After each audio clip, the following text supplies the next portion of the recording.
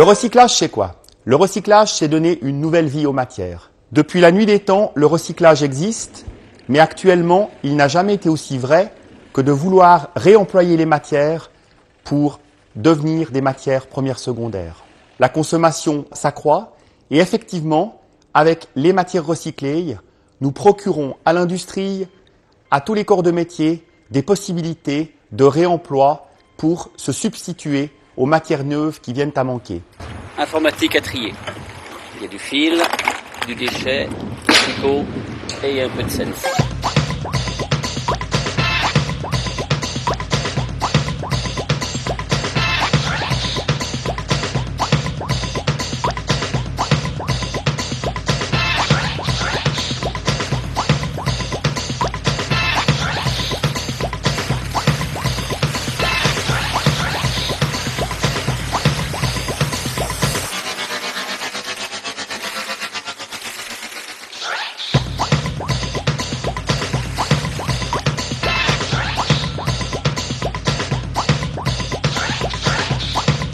La principale activité du recyclage pour le papier est en fait la collecte auprès des entreprises ou des particuliers.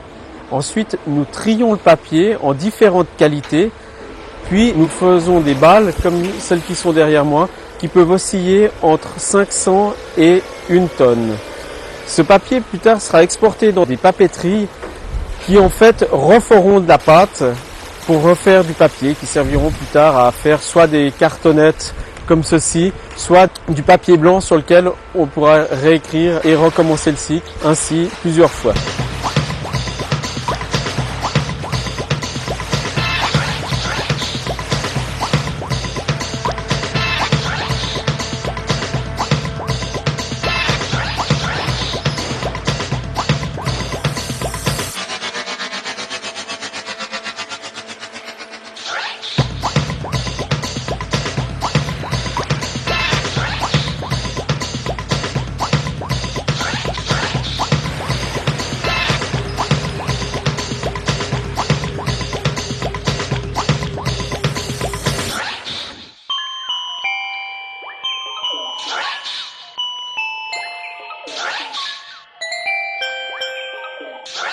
Pour le recyclage des matériaux de construction, on part d'un déchet, un véritable déchet de construction, et puis via différentes filières de concassage, de tri, de recomposition et de lavage, suivant le type de matériaux, on recompose des matériaux finis directement utilisables dans le cadre de la construction. On refait des sables à chape à partir de déchets, on refait des granulats de béton recyclés, on refait des matériaux qui permettent de fabriquer des bétons, on refait des matériaux qui permettent de fabriquer des infrastructures de route à partir de véritables déchets.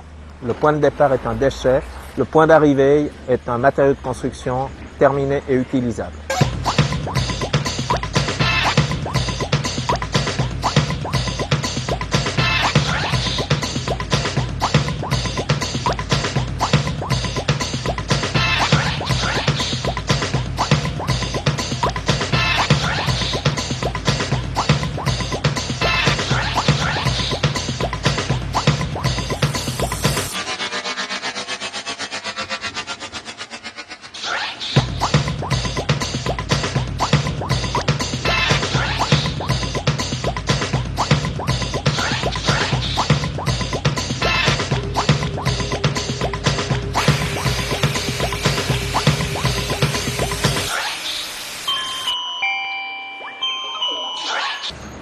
Nous nous trouvons ici dans un lieu où l'on traite différents matériaux.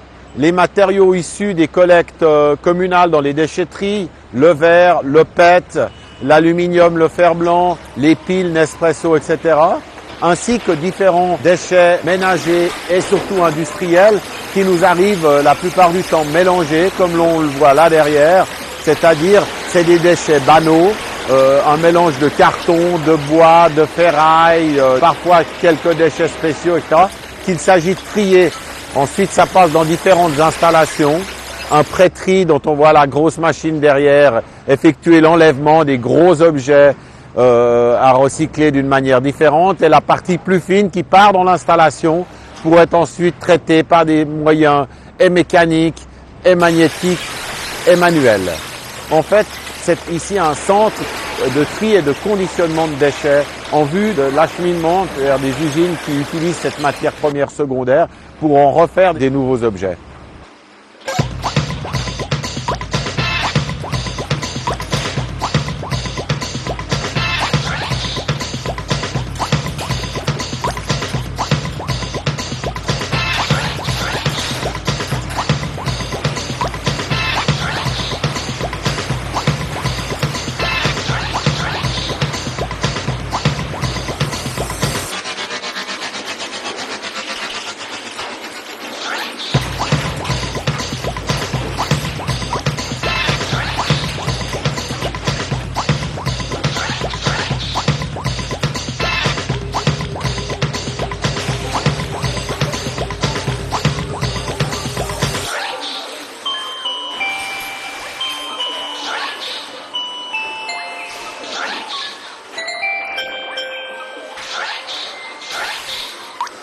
En ce qui concerne les ferrailles, donc la ferraille est collectée soit par nous, soit elle est amenée par des transporteurs. Nous pesons tout ce qui arrive. Ensuite, cette ferraille est triée au moyen d'une pelle hydraulique. La bonne ferraille va être coupée au moyen d'une cisaille hydraulique de 800 tonnes et il va ressortir en bout de 60 cm pour être livré aux aciéries suisses et étrangères. En ce qui concerne les métaux non ferreux, ces métaux non ferreux sont séparés par qualité, par famille, les cuivres, les bronzes, les laietons, les aluminiums, les zincs et les plombs. Et ceci se fait avec la main de l'homme, c'est-à-dire que l'homme va séparer les matières qui ne vont pas ensemble, en fait aussi pour en tirer le meilleur prix. Et finalement pour l'électroménager, les frigos et voire les machines à laver, les machines à laver sont démontées chez nous et ensuite séparées de l'électronique. Les frigos, eux, partent dans un broyeur à métaux, sous vide, de façon à récupérer le fréon, qui est le gaz polluant qui se trouve dans nos anciens frigos.